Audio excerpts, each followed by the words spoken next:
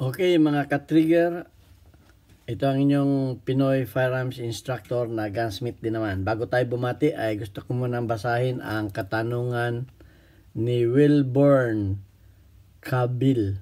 Okay, Wilborn Cabil, sana mapanood mo ito. Pasensya na at ngayon ko lang nabigyan ng pansin ang iyong katanungan. Actually, marami ang may problemang ganito. Ang sabi niya, boss, yung baril ko umaalog na slide. May problema po ba slide 9mm high power Browning? Okay, itong problema na ito hindi lang naman ito sa sa mga 1911 o sa mga high power Browning. Okay, sa maraming mga baril ito ay problema, yung umaalog na ano. Kung sobra na ang alog, may pamamaraan tayo dyan.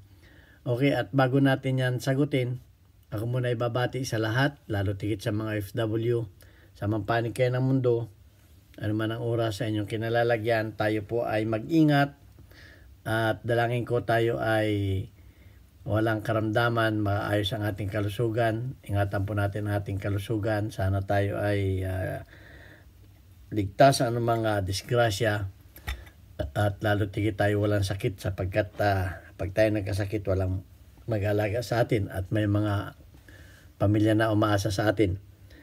Ayan, at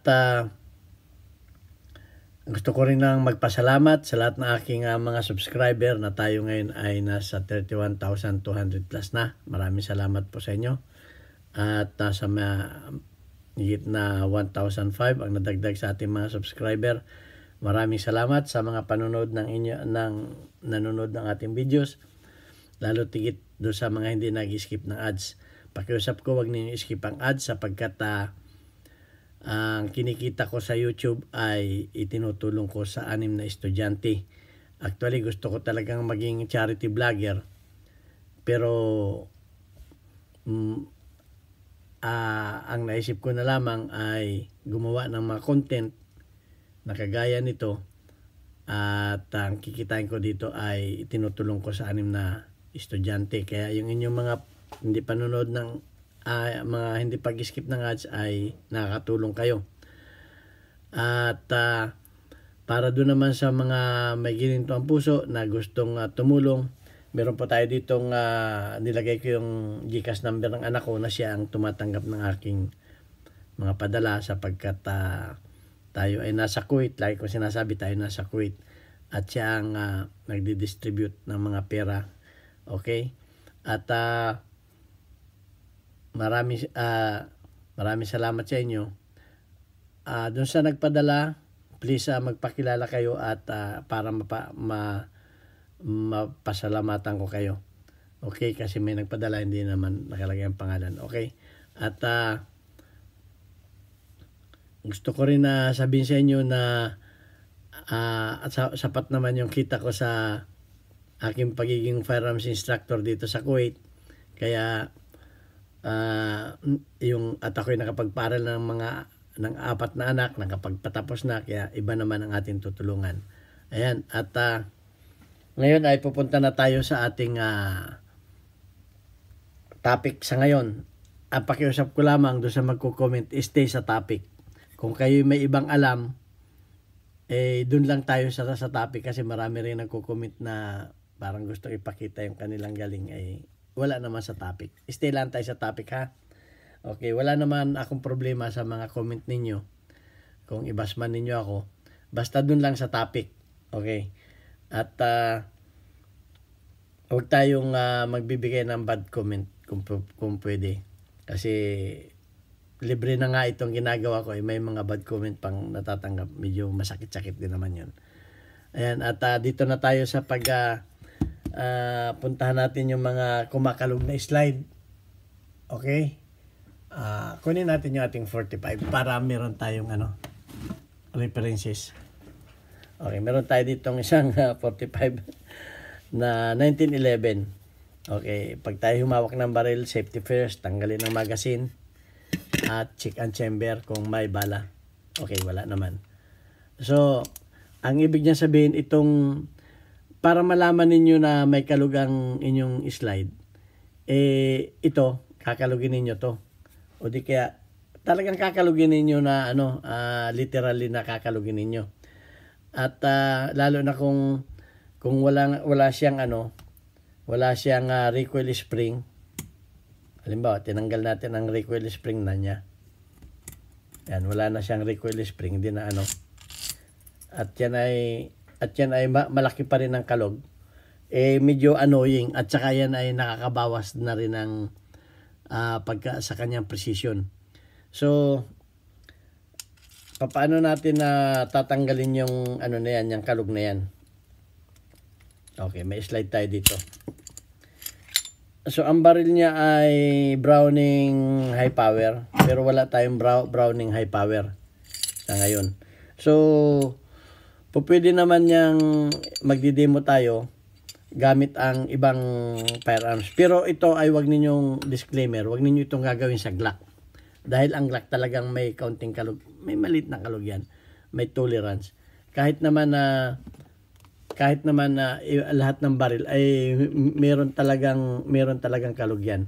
Pero ito, magandang pagkapiting nito, palibhasa ay bago pa. So, ayan.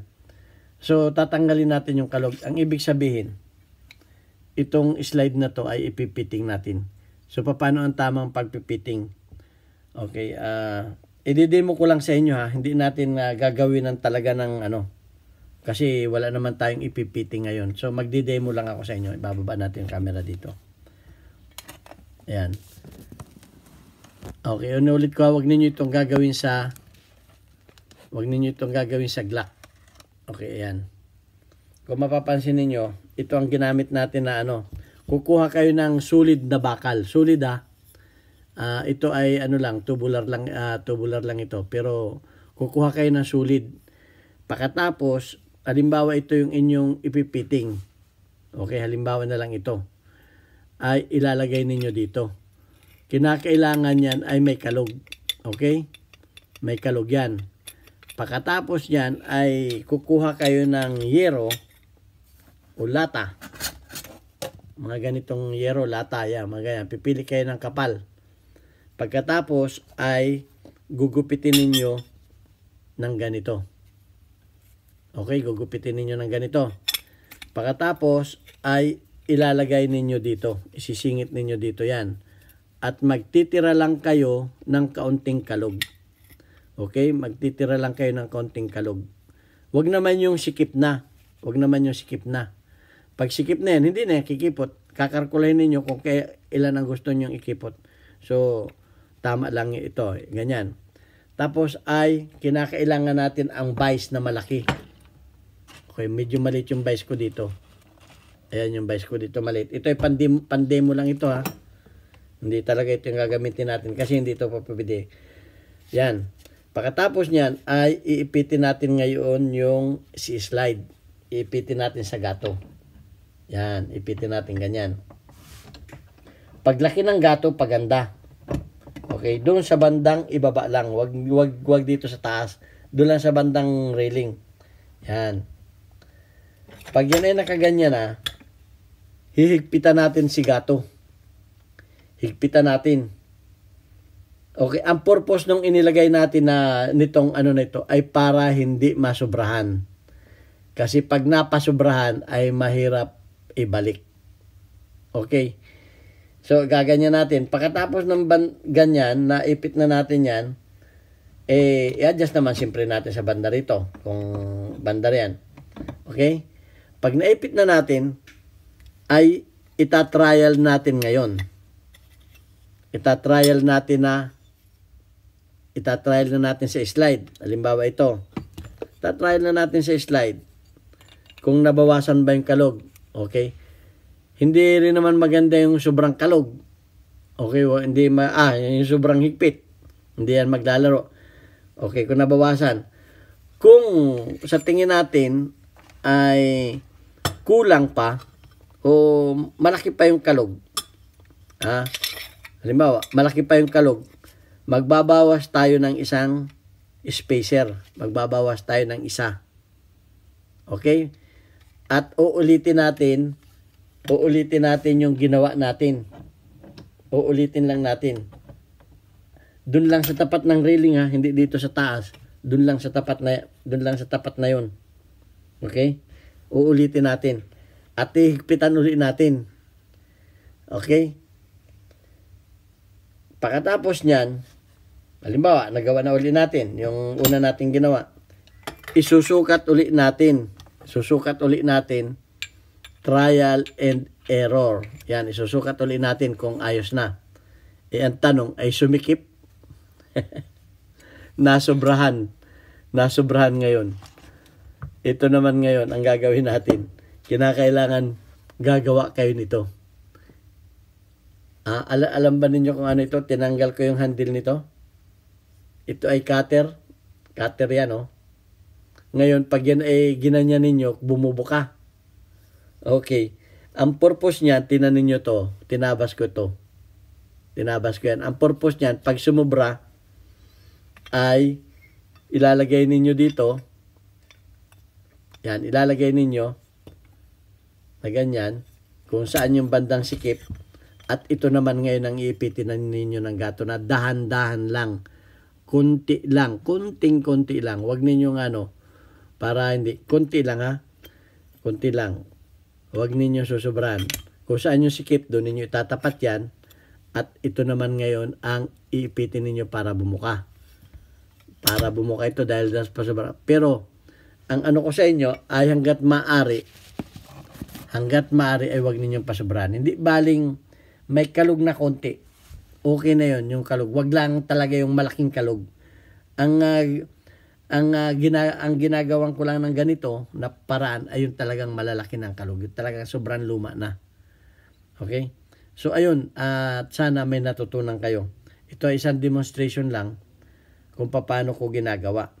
Okay? Ang importante dito ay itong bara na sulid. Sulid, ha, kamukha nitong mga ganito, oh.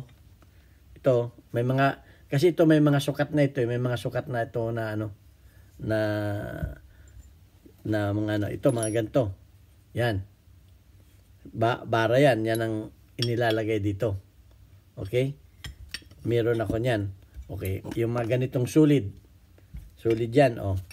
Ito eksakto na to dito, sukat na ito dito, eh.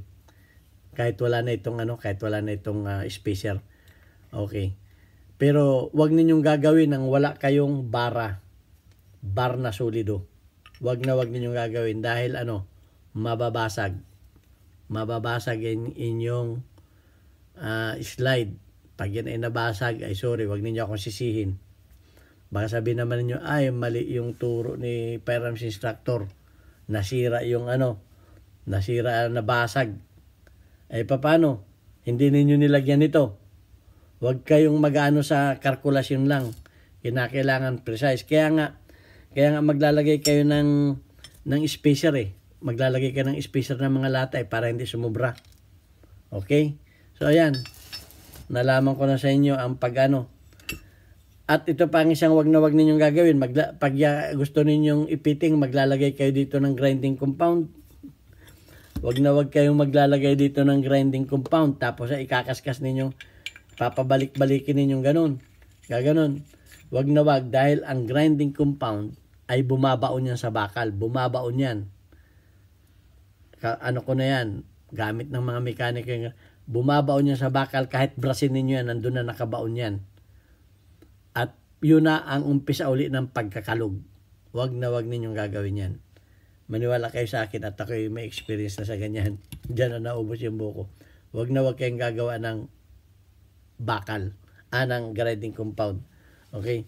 Kaya itinuro ko sa inyo itong pagpabuka. Ito, pampabuka naman ito. Okay, yan. Ito ay cutter ito, cutter. Okay, tinanggal ko yung handle dito.